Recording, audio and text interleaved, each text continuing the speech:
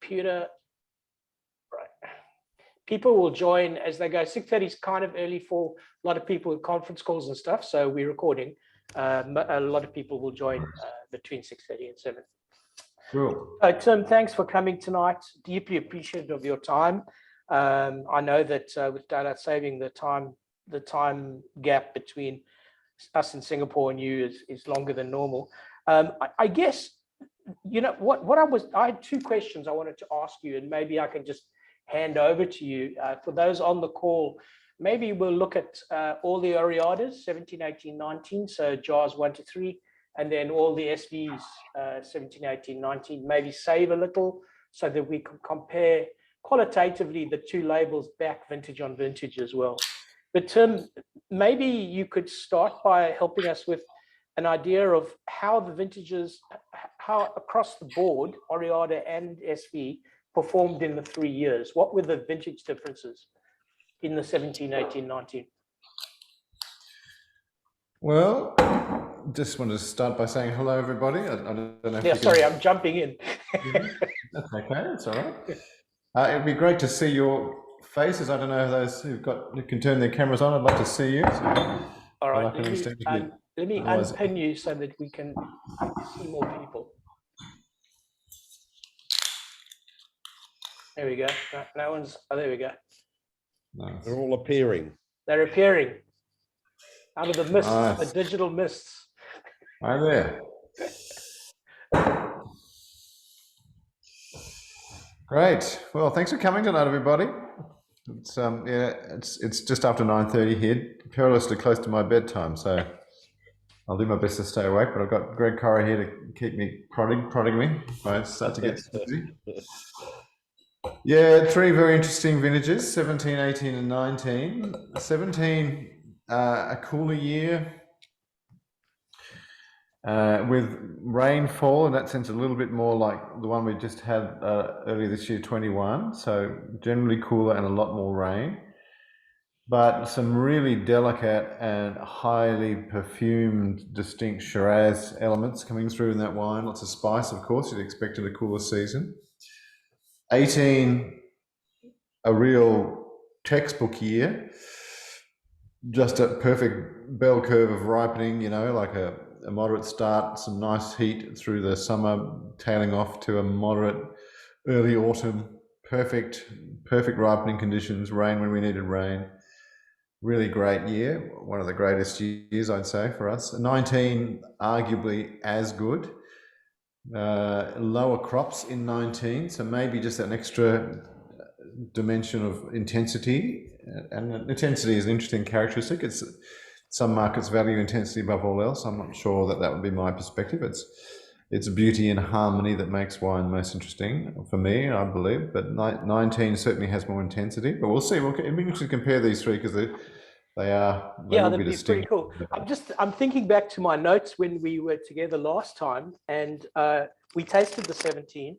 And the thing that impressed me the most, Tim, was that highly refined, glossy sort of patina to the wine from a textural point of view. I really love that. So I'm going to ask you what your opinion is of that and how it's evolved. It would be probably about a year since we looked at it. That's right.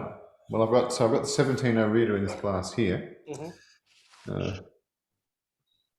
Just straight away the sheer volume of dusty spice in that wine, I think, is just so clearly, marks its cool climate origins.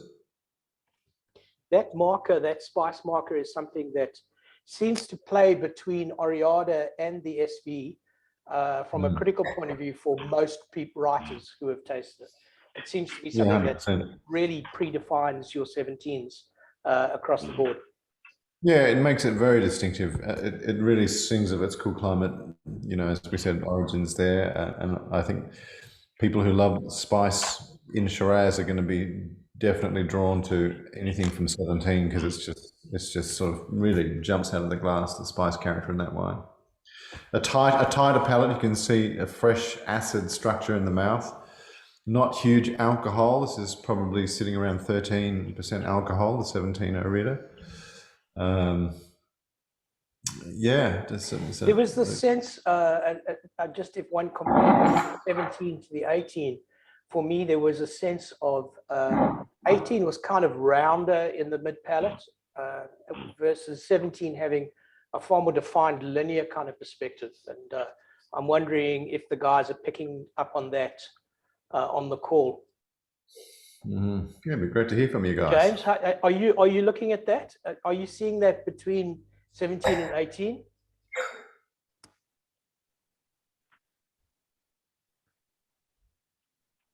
No, he's not listening. He's got a kid.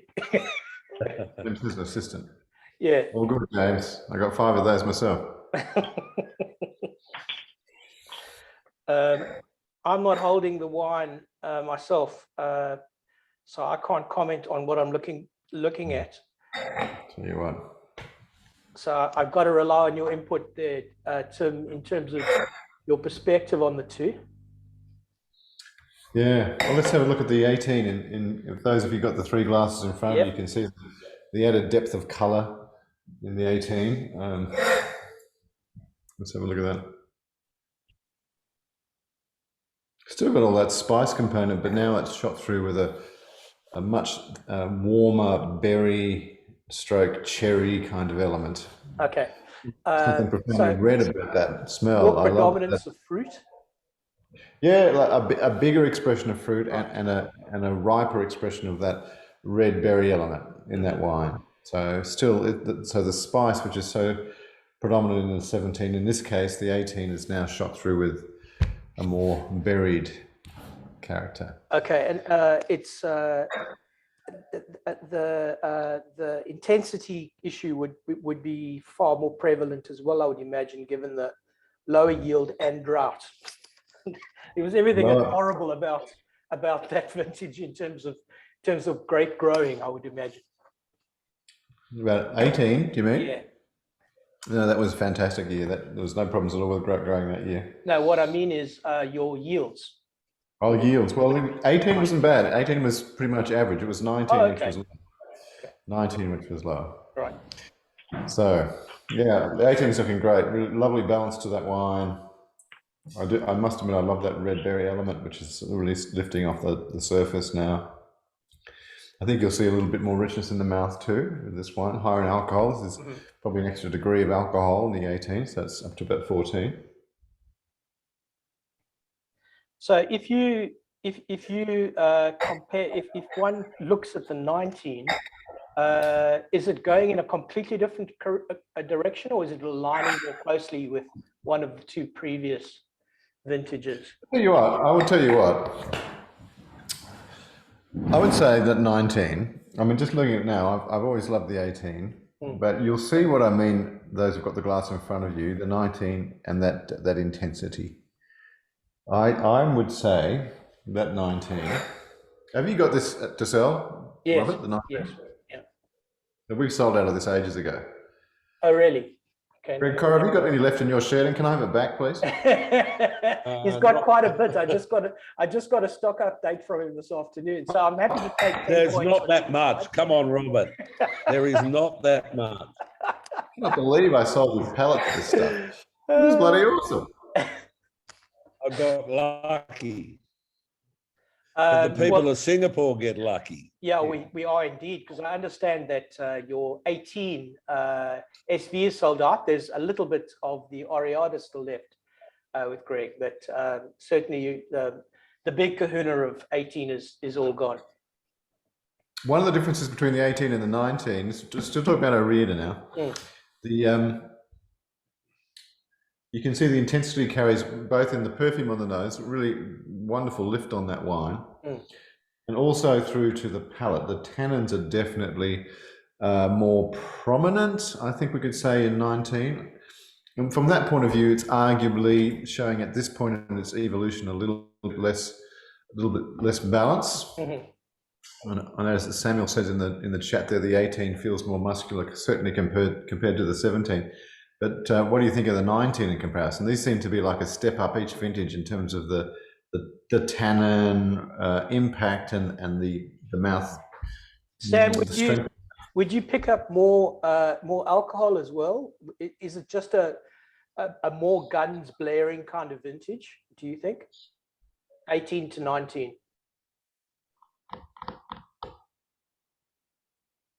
Sam Peck? 18 more, okay. And so that's not really a question of the wine being more youthful. It's more of a vintage expression, right? Well, I think so. It's the lower yields. So it was another warm summer, but with lower yields. And so I suppose the more energy taken up by the vine through photosynthesis is deposited in a smaller volume of grapes, and you end up with more stuff in your wine.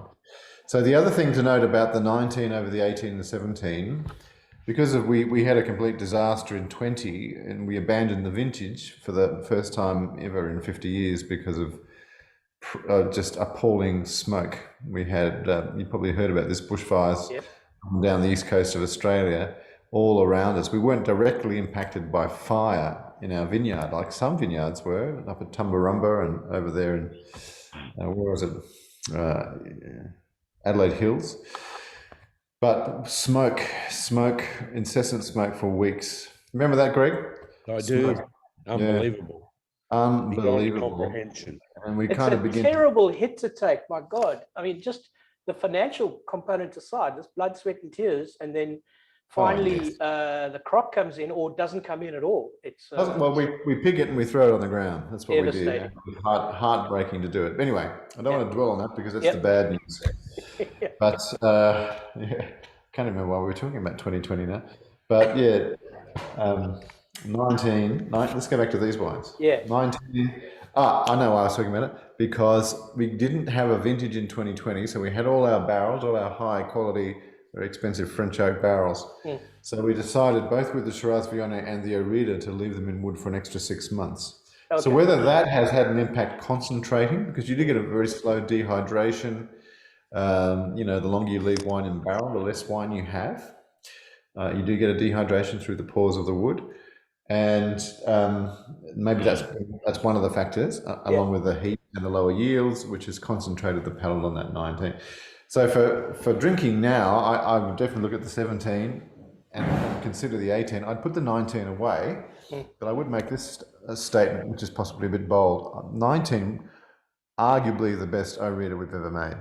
Oh, really? But as a keeper, I think it's something that would need to be.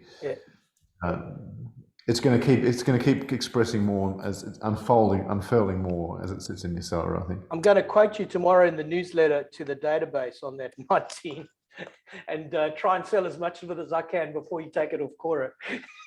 Yeah, give it back, Greg. Hand it back, mate. But having said that, look, I don't want to say, I like both those. The 17, if you're a lover of spice, 17's your wine. And 18 on the bench tonight, to me, looks the most balanced. The tannins are finer, and I must admit, I love the tannins on the 18. That's probably, for drinking now, that would be my favourite. Right. And that'll also, because of the balance, is going to age very well. The 19 really does need time, I reckon. Oh, those are great quotes. Thank you. I'll definitely use them tomorrow. There's a question from Wang. How long is the Shiraz kept in the barrel? Generally, it's 12 months, so we leave it, for the full year before the next vintage demands its time. Right. But then, generally that's the case. Okay. I just need to mute somebody. Someone's having a dance party. There we go. And then there's a comment from Byron. The mouthfeel on the 18 is superb. So that Byron, that echoes what Tim was saying about just how finished it is. And the tapenade action, are you talking about that on the 17, Byron? The olive and spice, yes. That was something that I remember from last time I tasted it, for sure. Tim, I've lost your sound. Hang on a sec. Let me get you back. Oh, you muted me. Yeah, sorry. in my haste to mute somebody, I muted you as well. Sorry. Robert, if I'm talking too much, just let me know. No. That's why we're here tonight. That's fantastic. There's a private chat question about is there any Viognier in the Oriada? Yeah, it's a great question. Well, there is. This is the thing about Viognier, about Oriada you need to know. The value of this wine is, I think, excellent because at least half of that wine is actually declassified Shiraz Viognier. So it's what we do is we make. You might have heard me say this before. We don't just make one big vat of Shiraz Viognier. We every parcel in the vineyard, every clone, every vineyard planting, all different sort of slopes, different soil types. They're all picked separately and fermented separately. They go into barrel in their parcel, and so we taste them frequently, numerous times, a dozen times through the year. We'll do blind tastings of our whole set of Shiraz Viognier wines we've made they're all from the estate. Over the course of the year, we do it blind, and the ones that routinely come up or near the top of the tasting end up in the Shiraz Viognier. The ones which aren't in the very top bracket, but they might still be exceptional wines, particularly in the great years, they end up in the Oriada, where they're joined by fruit from usually two or three other local growers with very well-sited vineyards. So the Oriada is a blend of declassified Shiraz Viognier and fruit from other local Canberra district growers. And in that regard, it's often a very smart wine, particularly for the money. For the money, because that was my second question that I wanted to put to you was to, in specific terms, compare the Oriada versus the Shiraz Viognier, but you've actually answered that question. One is the Shiraz Viognier being all your own fruit, and Oriada having partially grower fruit as well. Yeah. How long have your relationships been with those growers, Tim? Have you had them for some time? Has it in a way shaped what the Oriada has become? Yeah, we tend to be very loyal to growers, and they tend to be loyal to us. Like we're fairly old-fashioned about how we do business. We almost always pay above market rates when we do buy grapes, both with the Hilltop Shiraz and with the Oriada. So we have long-standing relationships with very particular growers, and that goes back years, and in some cases decades, I should say. So, yeah, that's good to know. All right, so I think we've kind of put a pin in what those three look like, and thank you for those qualifications on the three. Perfume on that 19, I'm finding amazing. That it's really it's floral, and people see that and they think, oh, that's the Viognier. Well, because getting back to the question, is there Viognier in the Oriada? Well, let's assume, because I can't quite remember now, that the 19 is about 50% Clonakilla, right? And the 19 Clonakilla had 6% Viognier in, which means this wine's got 3%. 3%. But 3% Viognier, even though it's going to contribute to the perfume, isn't going to give you that amount of rose petal lift. The rose petal element in that wine is the Shiraz. Shiraz in this environment, in Murray Bateman, is a floral variety, and it's really singing in that 19. Yeah. Okay, let's move on to the SVs. Sorry, the Clonakilla estate. We use the right phrases. Just so those who are looking, we have a little bit of the 16 on the floor. We're not looking at that part. We're looking at the specific vintages. From a ratings point of view, much of a muchness. They're all 98 higher. From a price point of view, the 17 is slightly cheaper. There was a price increase on the 18. So what I'm super interested now to see is whether the style or the soul of the Oriada is parlaying into the Killer 17 in the same kind of way. Right. Okay, so the theory then is that the very best stuff has gone into the Shiraz Viognier in any given year. So we're testing that theory by doing this tasting the way we're doing it tonight, and well done you, Robert, for organising it that way. So let's have a look. The 17 SV, is there another dimension in this wine above what we saw in the Oriada?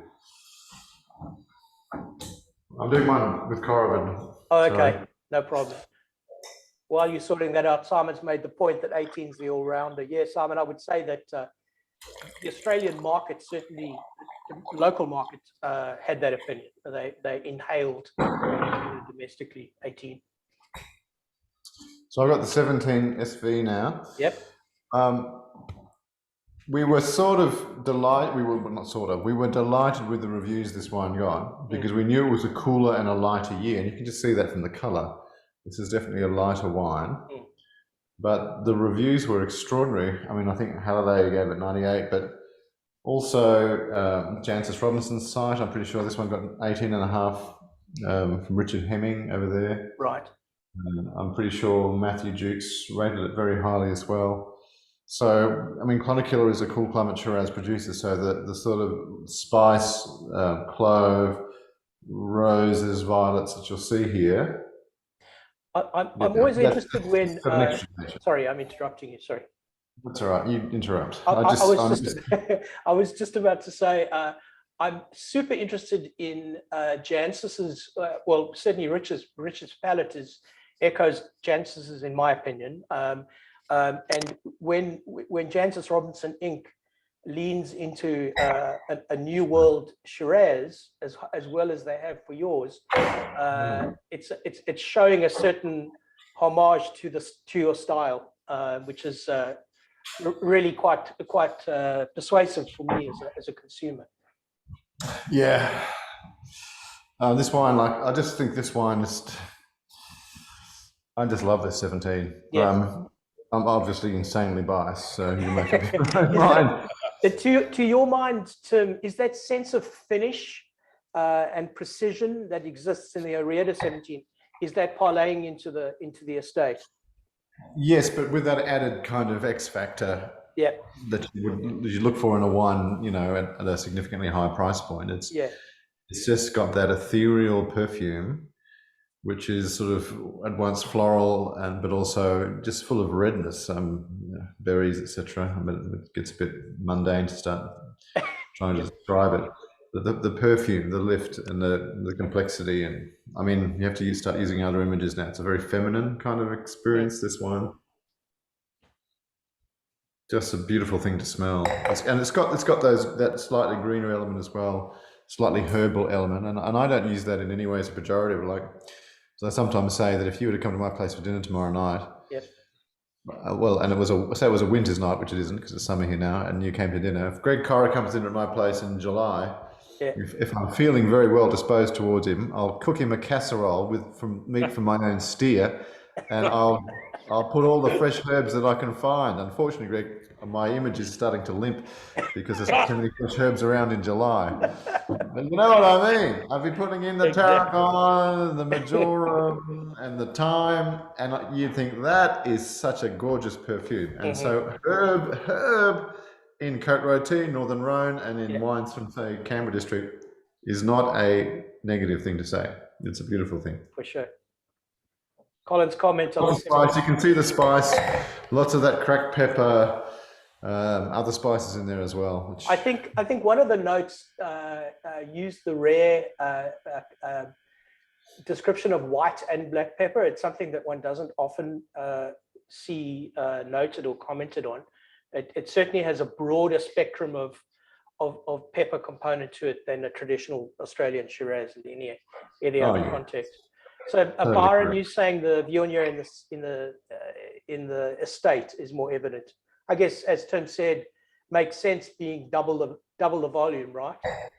And also being such a it's a powerful wine, Viognier. It's just a game changer in terms of percentages. I remember we had a discussion with some Shiraz producers in Barossa who are talking about 1% and 2%, Tim, and they maintain even at that minimal level, it's defining the charisma of the wine. Yeah, that's on to it. I don't reckon I should be putting it in Barossa. Not that it wouldn't be a very interesting thing to do. But this goes straight to the question, and you see it in a year like 17 here.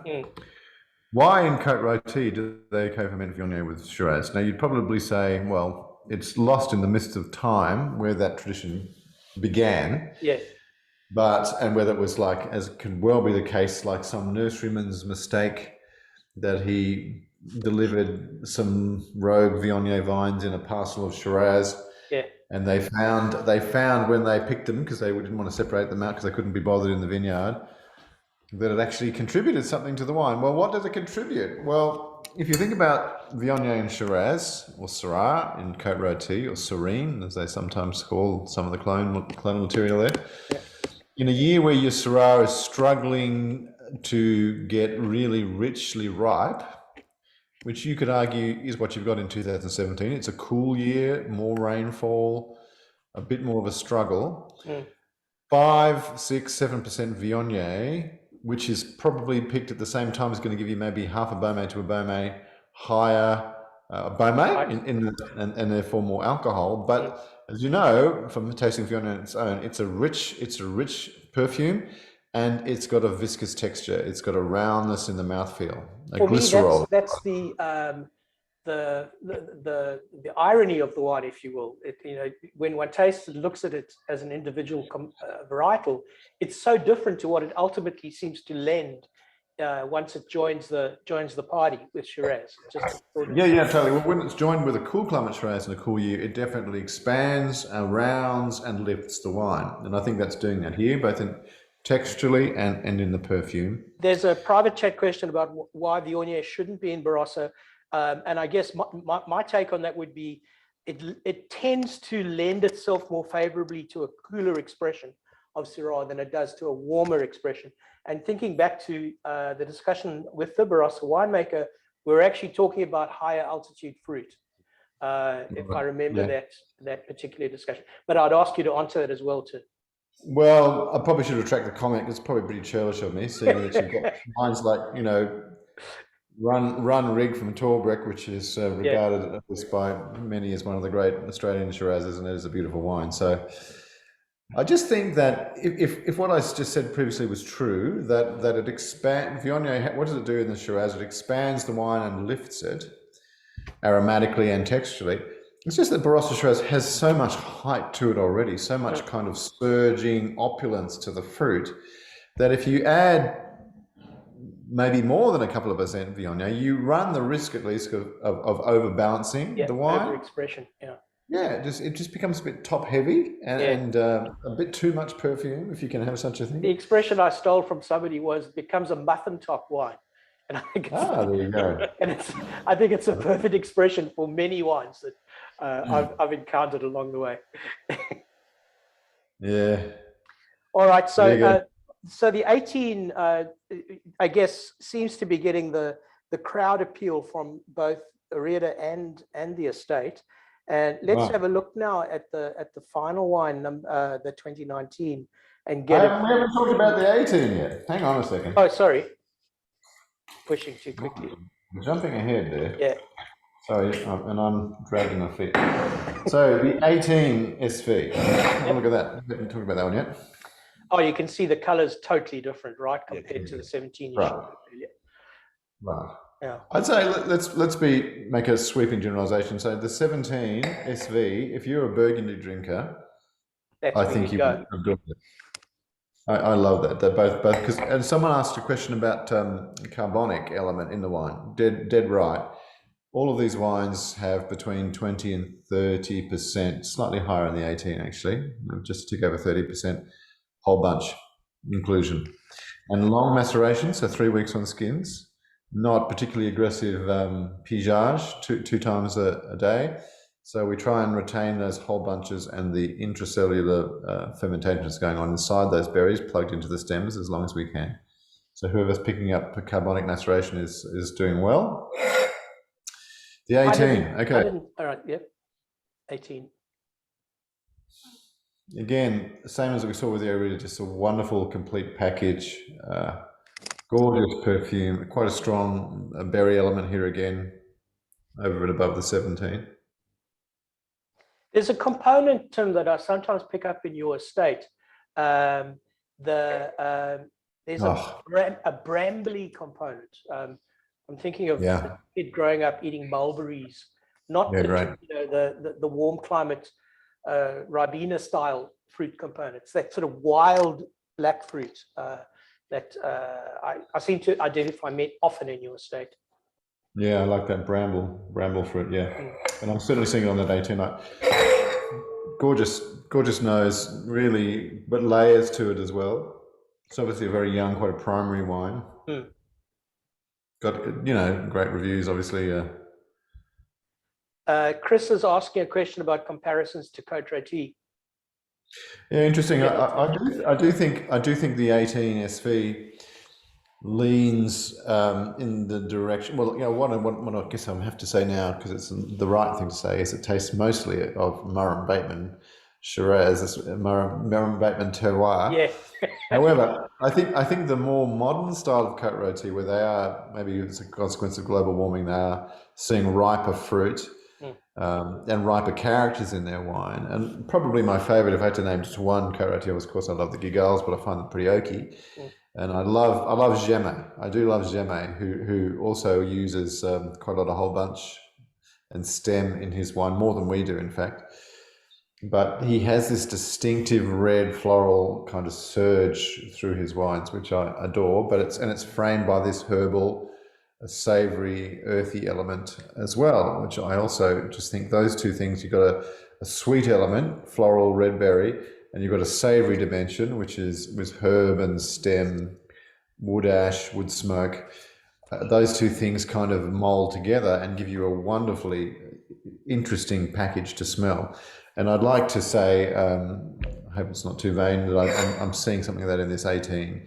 It's got gorgeous red berry fruit and floral dimension, but it's got this savoury thing around the edges, which is framing the sweeter elements beautifully.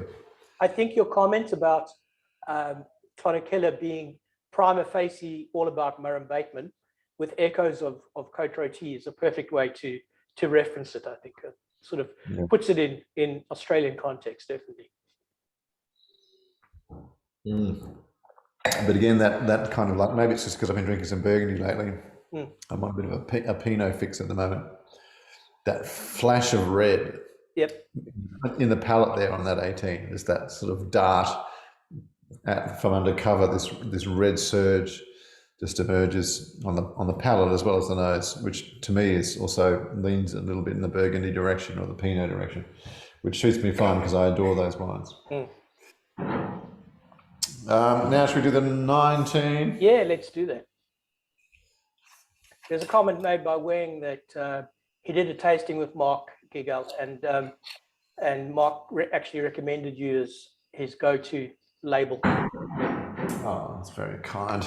Well, the Gigals have got a very vital part in our story at Clonakilla, because it was a visit to Gigal in '91, which really was the launching pad for this wine. Yeah, you probably heard that story before, but my dad had planted Viognier in '86. In fact, he'd planted Viognier, but his original vision was to make a Condrieu style thing, a white Viognier. I visited the Gigals, who were very kind and generous in welcoming me, and tried those single parcel wines, and they just blew my mind in terms of the quality and intensity of perfume and the structure of the tannins. And so I got back in time for the 1992 vintage, and the Viognier was about to crop for the very first time. And Dad was thinking of making a white wine. I said, well, let's not stop. Don't do that. Let's throw it in with the Shiraz. And to his great credit, he said, okay, we'll give it a go. And that's the first vintage. That's incredible. So do you remember back then what percentages in the early days the Viognier had as part of the blend? Or has it always been? Low. It was only like 1% in the first 2 years, but then 94 got up to 4%. Right. And then I had, the what do you call that? The something of youth. But 95, we put in 10%. I was determined to make Australia's La Moulin, because in La Moulin is 10%. But, and 96 the same, but then we paired it back to 5, 6, 7, and that seems to be about the right level. So when it went up to 10, how was it different? What sort of dimensions was it? It was gorgeous. It was gorgeous. The 95 SV as a young wine was beautiful, just beautiful, but just arguably on the edge of being over the top. Right. Like I said about those Brosses, you can get a bit too top heavy, and they're gorgeous to smell, but how much perfume is too much? Yeah. There's a phrase that Lou uses, nice to have a glass of it, but you probably couldn't settle in all night on it. It often is that over flamboyance that sometimes comes out of that part of the world. So Byron's talking about 18 being his favorite all the way back to 04. He's finding echoes of the balance being so perfect in it, and multitude of layers. What's your view on the peaking of this of the 18 estate, Tim? Look, it's a good question, isn't it? And it's sort of so hard to answer the question because it's gorgeous now. I mean, like you could drink that now with a lot of pleasure, obviously. Trying to think of a parallel year with some years on it. I mean, you could say like the 08, for example. I've always adored both the 08 and the 09, just as I adore the 18 and the 19, funnily enough. They had a certain parallel between them. 08 was a larger crop, and the 18 was a larger crop compared to the 09 and then the 19. I always, in the early days, I preferred the 9 over the 8, marginally. They're both wonderful, wonderful wines. But I have to say now, I think the 08 is starting to pull ahead. Like, I just think it's really starting to sing. And maybe, and so what's that now? That's 10 years on this, so that's 13 years of age. Like, And did those if you had one bottle of 08, when would you drink it? I think you'd drink it, about 12 years of age. Yeah, but is that the peak? I don't know. Like, it's just how do you like your wines to taste? They evolve. Yes, some of these wine critics give these lavish 50-year forward views, and I just don't understand it. I clearly haven't drunk enough wine, but it seems to be so out there to have those open-ended views.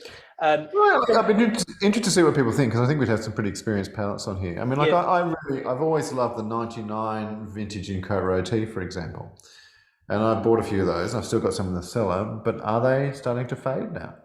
At 20, at whatever that is, 20. Why Moon? You've got some 19s. 99s.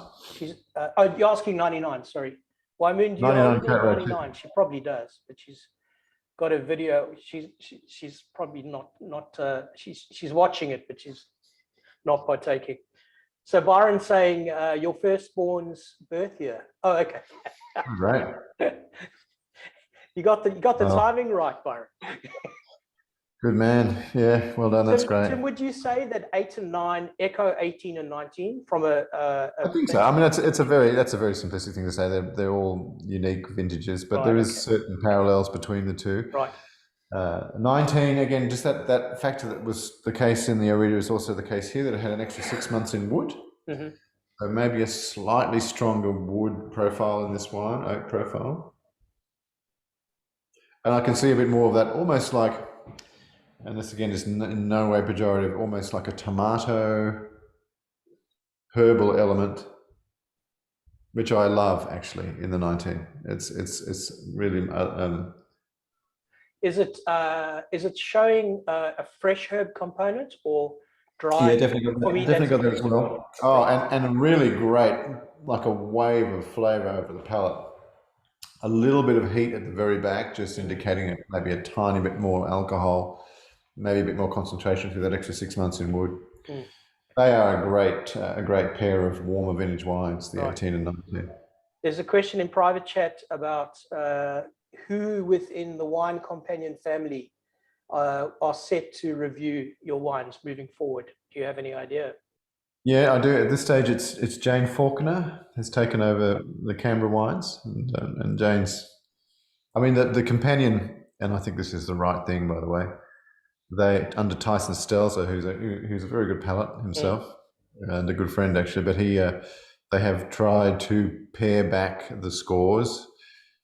James is a preeminent palate, but there's no question that there was some bracket creep with his scores over the last 10 years or so. Like I remember when was it our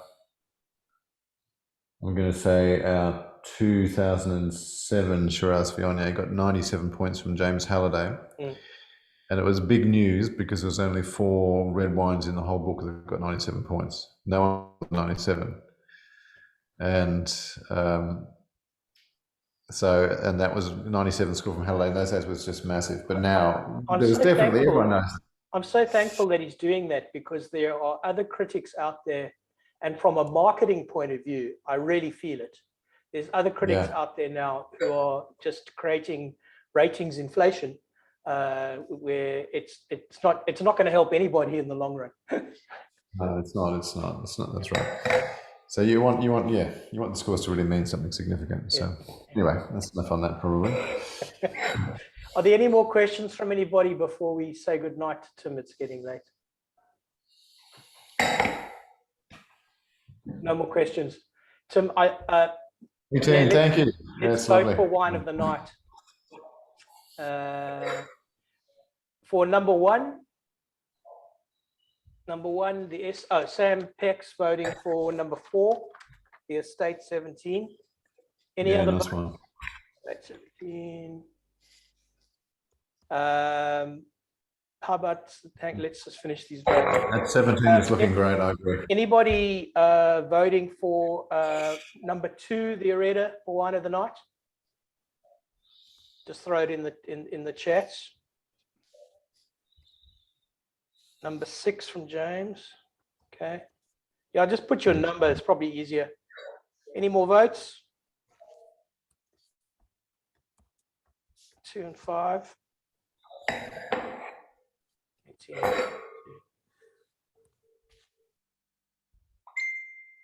Yeah, that's a great one. Looks like a pretty even field, Tim. It's nice, isn't it? That's a good. And that's a really cool thing to see. Normally, it's quite skewed in one way or another, but it seems to be definitely people loving him for different reasons. I guess my last question to you would be the 21 vintage. Is there? Oh, there's a request if you could comment on T&L Vineyard wines. I can't, because it'll be hurtful for Greg Corrie. He might start weeping. Now hold yourself together, Greg. I always love to see a bit of sport with Mr. Corrie. So bring it on. I'll jump in. I'll jump in, Robert. It's Byron. So Tim, look, I got my allocation from you, and obviously I read all about it, but I would like to hear you, if it's okay, to talk about those wines here. Yeah, no, thank you. Thanks, Byron. Yeah, they I mentioned earlier on that we don't make one big tank of Shiraz. We make maybe 20, even 30 in some cases, parcels. So we have all these parcels on the bench. We taste them all the time. Now, it might, like it started with the 16 vintage, Byron, as you might know. We decided to just bottle off a small proportion of a couple of parcels, which we thought they're not that they were better. They just had a very distinctive personality, and we'd bottle them off a small run, 100 cases or so, for our top regular mailing list customers such as yourself. So it's just a bit of fun in a way, but they are so interesting. And both the ones that have just come out this last week, the 19 TNL1 and TNL2. So the TNL1 is on Tim and Lara block. TNL's Tim and Lara. That's a block. So my wife and I bought that block in 1998, and we started planting it in 1999. All Shiraz and Viognier, some really good clones. TNL1 is the lower half of the first set of Shiraz that we planted, which is the top half of that block makes the Syrah, and that's top end is higher. And then the bottom half makes the TNL1, which is the Syrah is a pure Syrah, no Viognier, no whole bunches. The bottom half we make as a standard Clonakilla Shiraz Viognier, about 6% Viognier, say 30% whole bunches. Gorgeous wine. And then out of 19, we did the TNL2, which is the material, the clonal material there comes from the Best's block, Great Western Victoria, now owned by the Thompson family. And just the quality of spice on that TNL2 has got to be smelt to be believed. It's just off the charts. Tim, is the philosophy behind the TNL platform to interpret the fruit in every year and make it to the vintage? Is that what I'm getting from your description here? That's going to change as to how it's dealt with every year, according to how the fruit looks.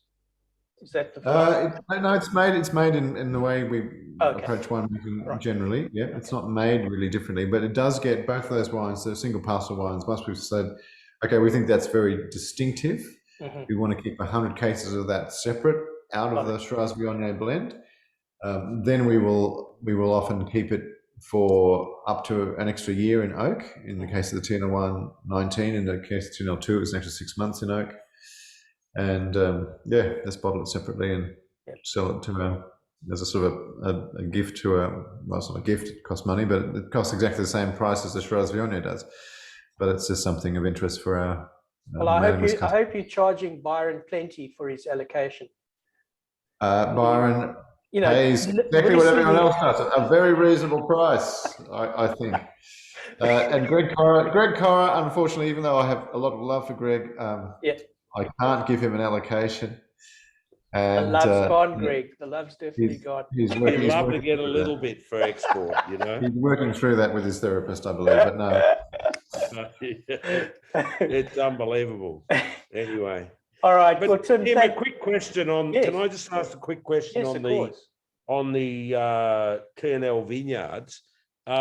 What makes them so different to your other vineyards? Is it the clone or is it the soil?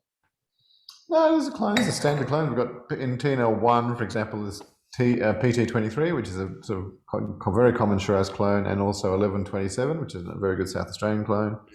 Nothing particularly unusual. It's just the terroir, mate. It's a story that we tell. We actually believe that story. There's something about the combination of complex soil structures.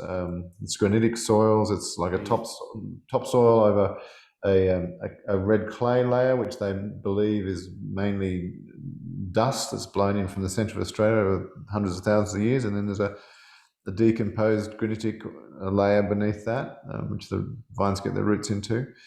In the slopes on the TNL block, they also basically northeast facing. It's just a beautiful site, and on the TNL, sorry, on the Clonakilla, the older Clonakilla side, it's a somewhat cooler, more south facing slope. Though it bends to the east and to the west. So the site really does make a difference, there's no question.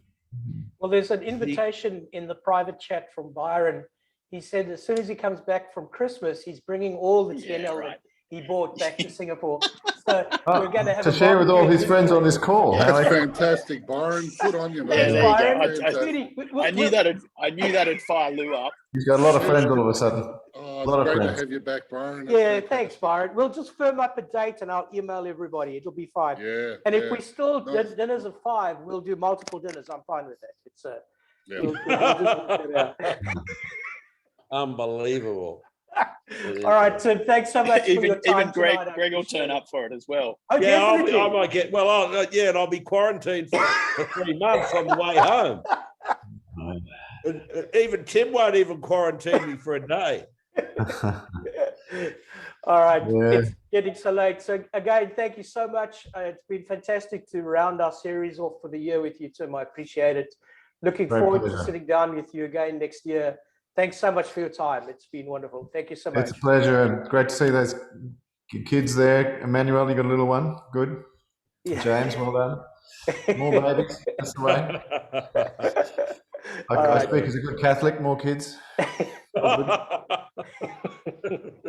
All right, thanks again, and have a good Christmas, Tim. Thank you. Thanks And a Greg lot, as well. Robert. Thanks for pulling together. Thanks, Greg, for your support, mate. No worries. And, Thank you. See you again. blessings on everybody. Have a great Christmas. Cheers. All right. Thanks, Tim.